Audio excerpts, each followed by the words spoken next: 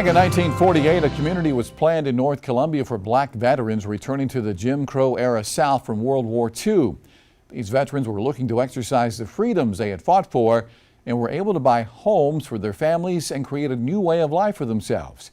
Tonight, our Brandon Taylor takes a look at the history of Columbia's Greenview community from the people who call it home. When you talk to the people who called Greenview home, they speak with pride about their community richly rooted in history. Last week, I visited Greenview Park, a multi-sport complex that offers recreational amenities and hosts community gatherings. It's somewhat of a new addition built on the edge of one of Columbia's historic neighborhoods, Greenview. We were a community. Everyone knew everyone else. We loved each other, we respected each other, and we supported one another. Ida Thompson is working to make sure her beloved community of Greenview is remembered and celebrated. A librarian by trade, Thompson is a member of the Greenview Reunion Foundation and the North Columbia Civic Club, two groups that are instrumental in the success of this community. I think our history is always important. We have to know our roots. We have to know from where we came so that we have a good perspective on how to move forward. History that's near and dear to people like Bernice Moultrie and Harnett Gator. I was born in South Carolina, and my father being a GI veteran, of course he wanted to move away from the farmland, so he brought my mom, his wife, high school sweetheart, to Columbia with his 3 little girls. Moultrie's family were some of the first to move into a new planned development in North Columbia, formed in 1948 as a result of the provisions of the GI Bill, also known as the Servicemen's Readjustment Act of 1944. Dad had learned about Greenview, and he being a veteran with the honorable discharge, was eligible to buy a home here in the Greenview community. Black families seized the opportunity to own their own home and to live the American dream. It was a great opportunity, and every home in the community was exactly the same. There may have been a different color, but in terms of what was in the house, it was the same. I think the heart of any community, obviously, are the people who live there. Our parents seized the opportunity to become homeowners for the first time. That was a big, big step for these young families.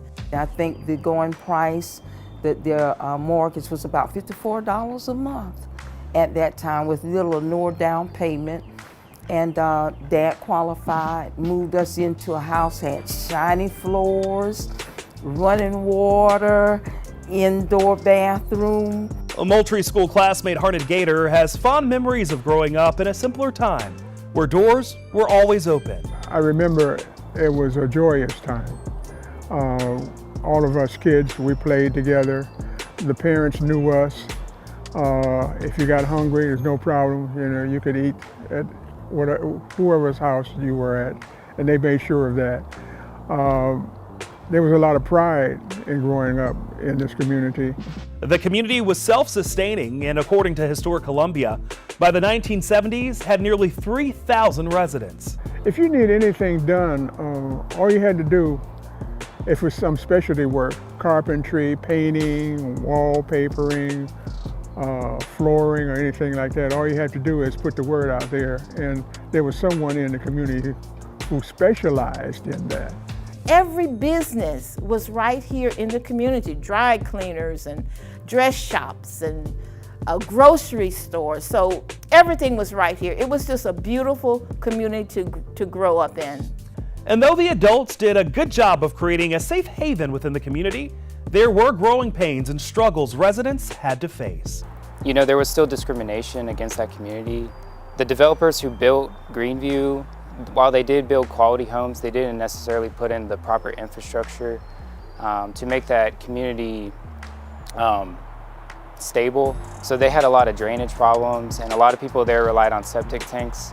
And so every time you would have like a really bad rain, it would just flood and septic tanks would overflow. But thankfully, there were community leaders who stepped up and led when needed, like Reverend C.J. Whitaker and former educator, Mr. Norman Pendergrass. They worked to make sure that we got electricity, that the sewage issues were addressed, that roads were paved. all of those amenities that you would expect to have in a community. But it was through their diligence, their hard work, and their commitment that those things happen. Work this group is trying to preserve and continue with the Greenview Reunion Foundation. Wherever you go, you carry your name. And we in Greenview grew up that way. The Greenview Reunion Foundation was established in the spring of 2003 by former residents who were committed to giving back to their community. The foundation's objective is to enhance the community and to provide academic scholarships to deserving high school students who are residents or descendants of residents of the Greenview community. In the studio, Braden Taylor, News 19 WLTX. And to learn more about historic Columbia neighborhoods, including the Greenview community, you can head to our website tonight. That's WLTX.com.